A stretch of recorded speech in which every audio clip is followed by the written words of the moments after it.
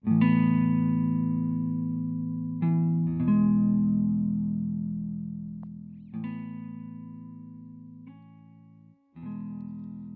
pikir saya sudah lupa. Ternyata saya hanya pura-pura lupa. Pura-pura melupakan dia. Sudah minggu keempat di bulan Januari, but I still stuck on you. Bagaimana kabar kalian semua? Baik-baik aja kan? Saya selalu mendoakan semoga hari-hari kalian selalu menyenangkan.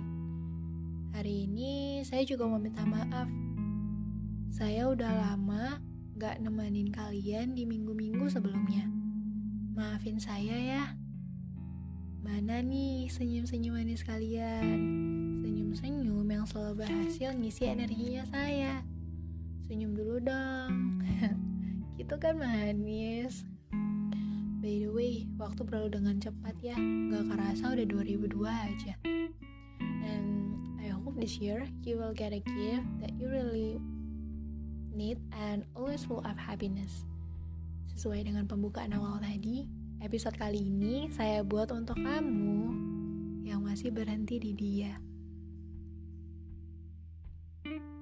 Beli gulu-gulu bareng si Anya. Hai, selamat malam minggu semuanya. Kembali lagi dengan saya Gina dengan podcast Masih di Sini yang akan di sini menjadi teman kalian berjuang. Yuk, kita mulai. Saya kira melupakan dia segampang melupakan masakan kesukaan saya. Ternyata enggak. Menyulitkan dan penuh sesak. Sophisticated banget gak sih? Benar-benar gak mudah melupakan dia ternyata. Soalnya pas saya bilang dia, pasti ada satu orang yang berhasil muncul di kepalanya kamu. Padahal kamu yakin kamu udah lupa. Melupakan bukan perkara hal mudah. Melupakan justru pekerjaan yang sangat sulit jika dipaksakan. Apalagi melupakan dia yang telah berhasil masuk dan memenangkan semua posisi di hatinya kamu. Ternyata kamu sesuka itu ya.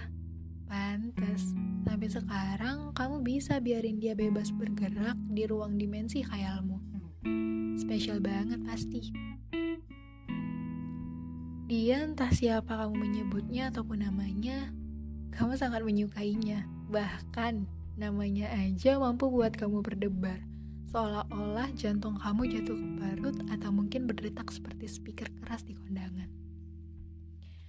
Ya, karena dia orang yang berhasil menunjukkan hal-hal indah yang kemarin mungkin kamu pikir itu mustahil.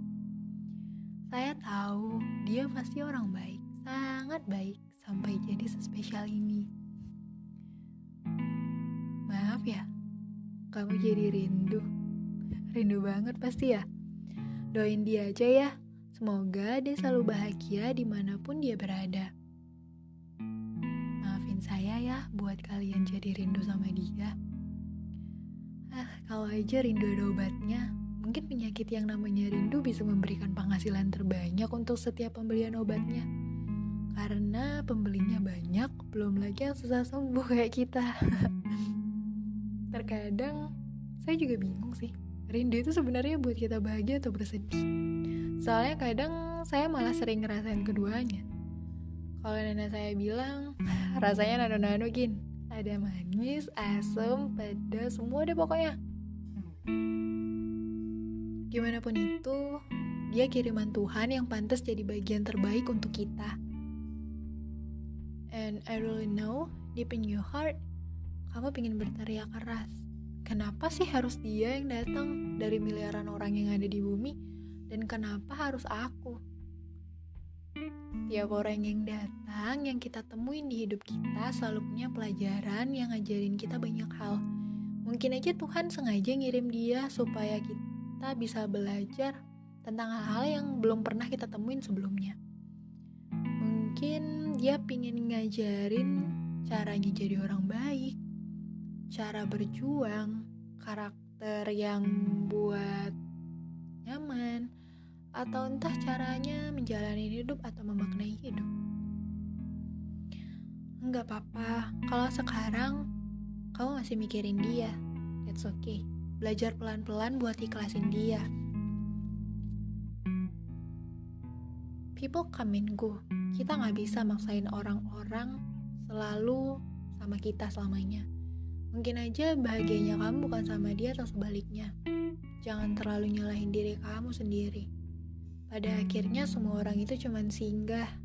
Belajar buat nerima bahwa gak selamanya kita terus bareng sama orang yang kita sayang. Selalu ada batas waktu yang kita juga gak tahu kapan. Dan jangan pernah tutup diri kalian. Akan selalu ada orang baik yang datang. Dan jangan pula kalian bandingkan. Mungkin untuk saat ini yang kalian butuhkan adalah keberanian. Ataupun ini waktunya untuk kamu mencintai diri kamu sendiri. Ayo, udah berapa lama egois sama diri sendiri? Gak kasihan sama diri sendiri? Masih banyak mimpi yang harus kamu kejar. Ada orang tua yang harus kamu banggakan. Dan masih banyak orang-orang yang peduli sama kamu. Saya ingin melihat kamu bahagia dan enggak meletakkan bahagianya kamu cuman karena dia. Bahagia itu kamu yang nyiptain, bukan dia ataupun orang lain. Akan ada selalu orang baik yang datang di hidupnya kamu. Dan mungkin aja ada yang lebih baik dari dia di depan sana. Kalau kata orang, semua sesuai ukurannya, porsi, dan waktunya. Gak ada yang lebih, kurang, ataupun yang aneh-aneh. Selalu pas. Dan jangan coba-coba bilang gini ke diri kamu. Jangan mikirin dia, gak bisa. Karena sistem kerja otak kita yang aneh. Kata jangan malah buat kita tuh malah mikirin dia. Jadi lebih baik cari suatu hal yang nge-improve skill kamu atau buat kamu merasa senang. Mungkin ngelakuin hobi-hobi yang kamu suka. Ingat, dia udah bahagia. Jadi kamu juga harus bahagia.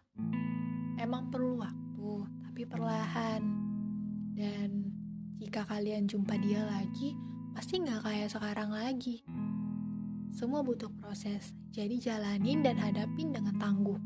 Saya yakin kamu bisa. Ya, saya kebanyakan ngobrolnya ya, maaf ya. Oh iya, sebelum saya tutup, saya mau rekom satu buku yang kemarin saya beli. Nah, buku ini tuh bagus banget buat kalian. Sebenarnya sama saya buat saya nyesek sih.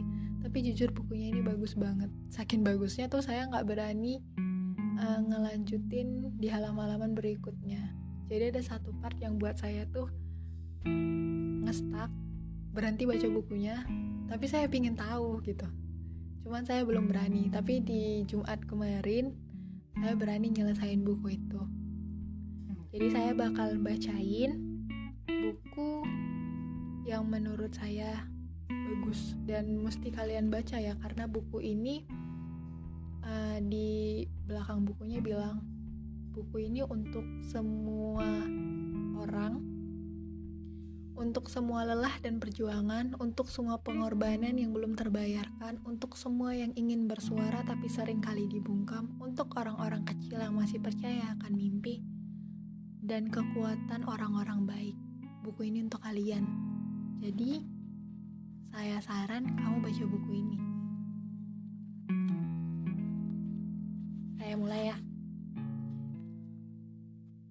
Adara yang baik hati, aku tahu aku bukanlah pujangga yang bisa merangkai kata indah untuk membuatmu tersenyum. Tapi sudahlah, di hari spesialmu ini aku hanya ingin mengucapkan banyak-banyak terima kasih.